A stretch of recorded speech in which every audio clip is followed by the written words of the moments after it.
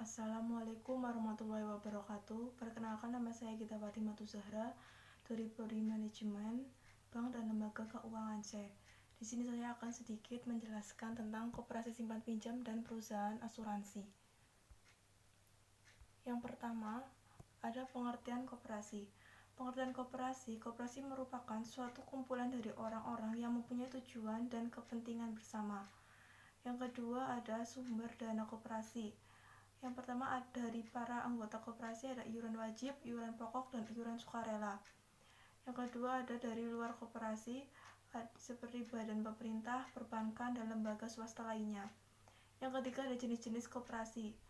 A. Koperasi produktif. Koperasi yang diutamakan memberikan para anggotanya dalam rangka berproduksi untuk menghasilkan barang maupun jasa. B. Koperasi konsumsi. Koperasi yang menyediakan kebutuhan akan barang-barang pokok sehari-hari seperti sandang, pangan, dan kebutuhan berbentuk barang lainnya. C. Koperasi simpan pinjam. Koperasi yang melakukan usaha penyimpanan dan peminjaman sejumlah uang untuk keperluan anggotanya, atau koperasi serbaguna. Yang keempat, keuntungan koperasi. Biaya yang dibebankan ke peminjam, biaya administrasi setiap kali transaksi, hasil investasi di luar kegiatan koperasi. Yang kedua ada perusahaan asuransi.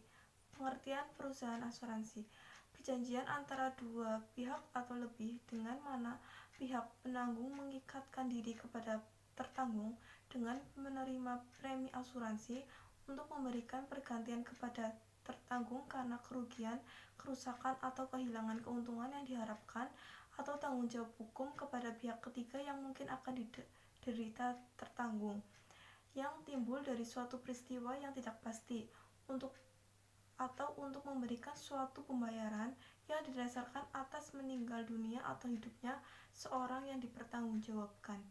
Yang kedua ada jenis asuransi. Dilihat dari segi fungsinya, ada asuransi kerugian atau non-life insurance.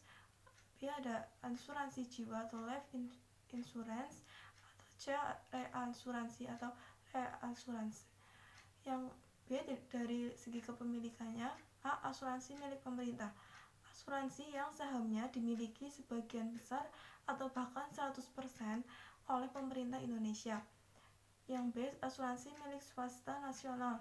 Asuransi yang kepemilikan sahamnya sepenuhnya dimiliki oleh swasta nasional, sehingga siapa yang paling banyak memiliki saham maka memiliki suara terbanyak dalam rapat umum pemegang saham. C. Asuransi milik perusahaan asing, cabang dari negara lain dan kepemilikannya 100% milik pihak asing namun beroperasi di Indonesia. D. Asuransi milik campuran. Asuransi yang sahamnya dimiliki campuran antara swasta nasional dengan pihak asing. Yang ketiga ada keuntungan asuransi. A. Bagi perusahaan asuransi, keuntungan dari premi yang diberikan ke nasabah, keuntungan dari hasil penyertaan modal di perusahaan lain, keuntungan dari hasil bunga dari investasi di surat-surat berharga.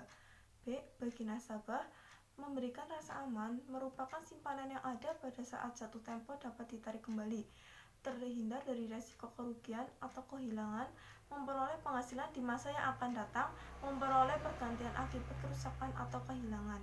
Prinsip asuransi: ada insurable interest, Adjustment good faith, indemnity, proximate cost, subrogation, dan contribution. Kelima ada jenis risiko. Dalam praktiknya, risiko yang diambil dari setiap pemberian usaha pertanggungan asuransi ada risiko murni, risiko spekulatif, dan risiko individu. Sekian dari saya, kurang lebihnya mohon maaf. Wassalamualaikum warahmatullahi wabarakatuh.